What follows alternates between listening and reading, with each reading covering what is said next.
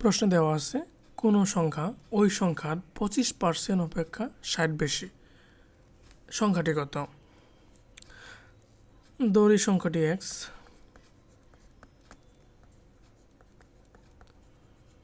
সংখ্যাটি x ধরে নিলাম।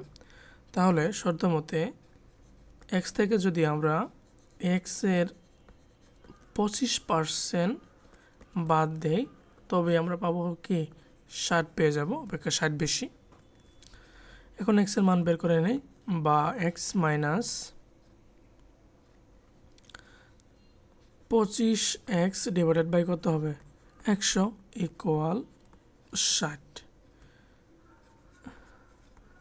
বা x মাইনাস x বাই 4 25 দ্বারা ভাগ করে নিয়েছি